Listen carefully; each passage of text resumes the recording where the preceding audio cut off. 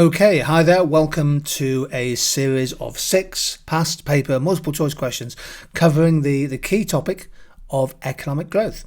As always with these questions, as we go through each of them, press the pause button when you want to have a go and give yourself a bit more thinking time, and then press play again and we'll go through the answer together along with an explanation.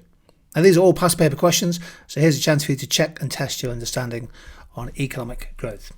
First question, like this one, what is central to economic growth but not necessarily to economic development? Have a go please at question number 1. There is indeed an important distinction to be made between growth and development. Oftentimes students in the exam write them almost as if they're intimately related. They are similar but they are quite distinct concepts. The correct answer here is B.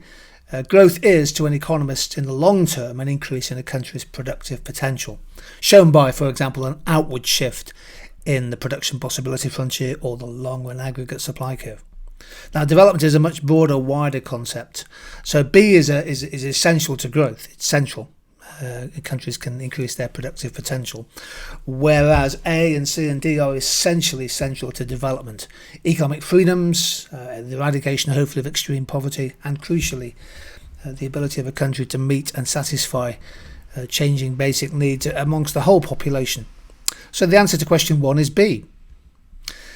Question 2 is about objectives. Which macro policy aims are most likely to complement one another? Please have a go at question number 2. So this is a great question, classic one about potential conflicts between macro objectives. The right answer here is C, high growth and low unemployment.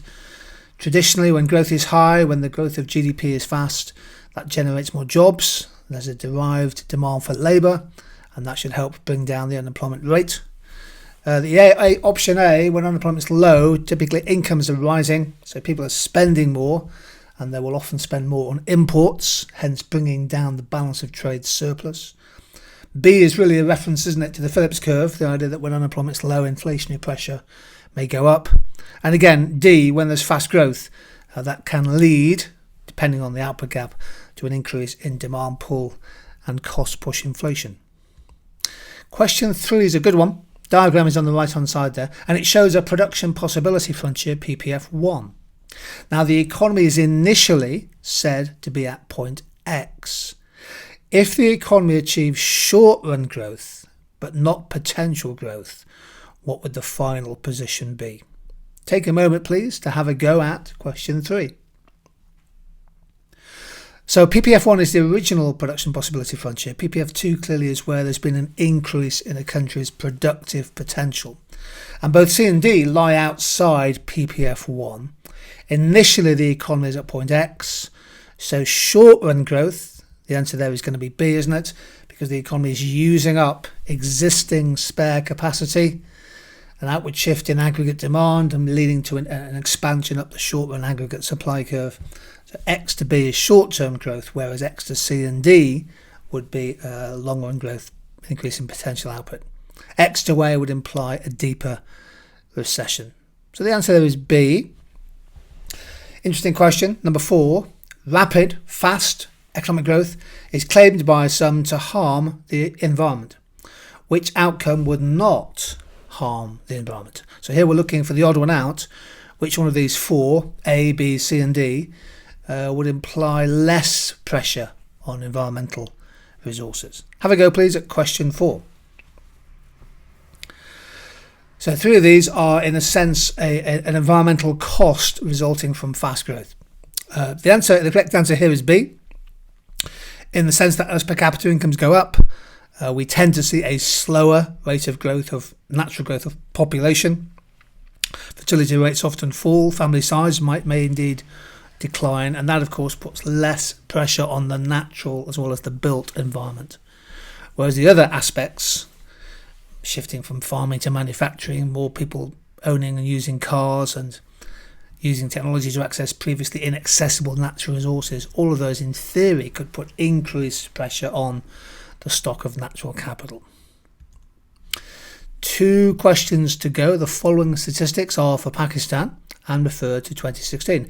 Oh, by the way, in the table here, I'm going to assume that figure for GDP growth is for nominal or money GDP.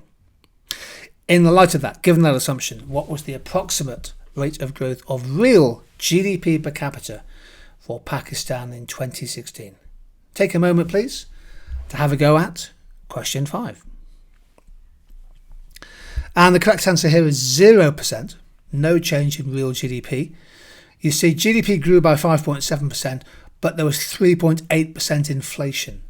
So in real terms, real GDP grew by, let's say, 1.9%, which is pretty close to the growth of population.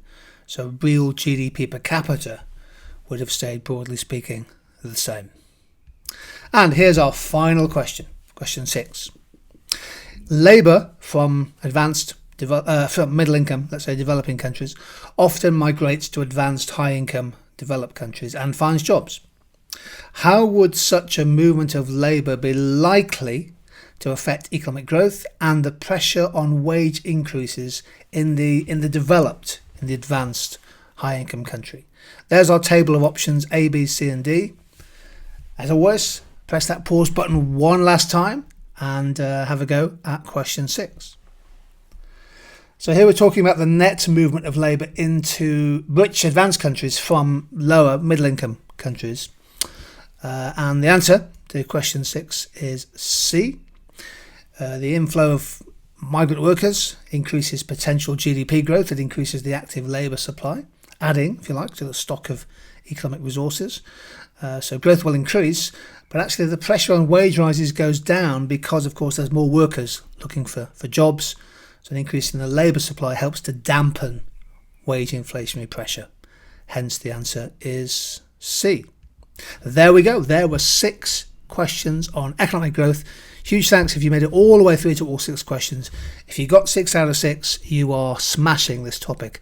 And we've got some more quizzes on key topics as part of this video series. Take care, stay safe, and see you all soon.